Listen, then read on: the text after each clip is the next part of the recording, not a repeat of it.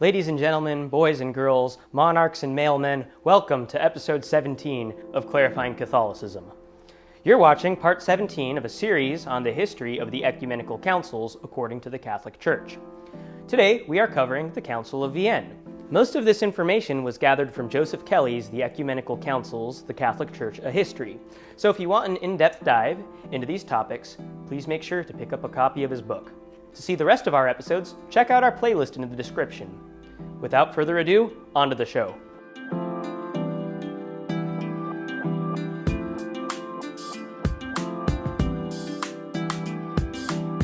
Despite the Lateran Council reforms we covered in the last few episodes, aristocratic influence was still high in the papacy. In response to power struggles between families, the cardinals chose a highly regarded spiritual hermit, Pietro del Morone, as the next pope. He named himself Celestine V and was nicknamed the Angel Pope. Despite his saintly demeanor, he was, like many saintly people, a poor politician and administrator. Knowing he was way out of his element, he resigned after just 5 months of being pope. In 1294, replacing him was Pope Boniface VIII, who apparently advised Celestine to resign in the first place. Boniface was a master diplomat, and he feared that some might pledge their allegiance to his still-living predecessor, so he locked him up. He wasn't mistreated, though. The Crusades, having ended in 1291, were no longer the focus of European rulers, who instead took to fighting each other. Particularly, England and France warred against each other and taxed the clergy greatly to fund their fights. Boniface didn't like this and issued a papal bull to stop this excessive taxation of the clergy. The English backed down, but the French stood their ground. France stopped all funding to Rome, which threatened to bankrupt the papacy. So Boniface backed down. In the early 1300s, Boniface frequently flaunted the doctrine of papal supremacy over secular monarchs. The French responded with a propaganda war against him. Boniface responded by writing a bull, Unum Sanctum, which emphasized the necessity of subjugation to the Pope for eternal salvation. It's worth noting really quick that I've heard several people cite Unum Sanctum as an example of a document where the Church condemns people who don't bow to the Church's authority to hell. And they frequently use this to attack people of other Christian denominations or other religions, when clearly its purpose wasn't to address other religions, but addressing secular rulers and their refusal to bow to the Pope's authority. At some point, I'll be doing a series on the importance of intent when it comes to magisterial documents in the Catholic Church. Anyways, the French didn't like this and hatched a plot to kidnap the Pope and put him on trial. Boniface excommunicated the French king Philip, who sent armies to arrest the Pope.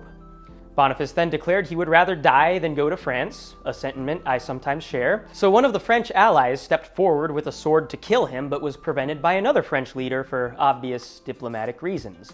The population of the city where the Pope was staying defended Boniface, and the French retreated.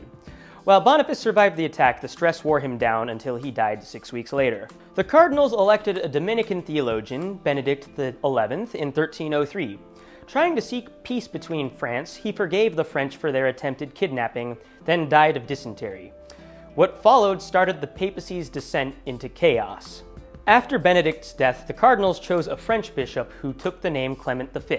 He was not on great terms with King Philip of France, and having suffered from cancer, he was not in good shape to stand up to the powerful king.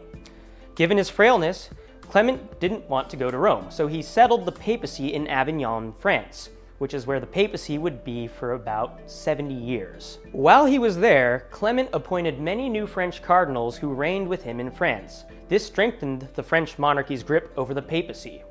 Philip wanted Clement to call a council that would condemn Boniface's reforms, especially those in Unum Sanctum. There was something standing in his way, though. A military order called the Knights of Templars, yes, the ones you see on the History Channel, had been supplying Pope Clement with income. Without them, Clement would be entirely at the mercy of King Philip. So Philip unleashed a propaganda war against the Knights, accusing them of heresy, sodomy, Satanism, and more. He arrested many of the Templars and demanded Clement dissolve the order. Though he initially hesitated, Clement finally called a council in Vienne, France. It opened in 1311. Vienne's attendance was severely limited by the French monarchy, who forbade 66 bishops from attending. Clement said the council would deal with the Templars, a crusade, and reform. Now initially, the Council Fathers wanted representatives of the Knights to attend, but fearing retaliation by King Philip, they decided not to. As soon as the session on the Templars began, Clement did something very unusual and dramatic. He announced that any member of the council who spoke would be excommunicated. Then he read his bull that suppressed the Order of the Templars, though he did not elaborate whether or not they were guilty of the crimes they had been accused of. The council did pass some anti-corruption reform, though it failed to rally support for another crusade. Shocker. European leaders were quite tired of that by this point. Philip and Clement both died shortly after the council in 1314. That's all for this episode. See you next time.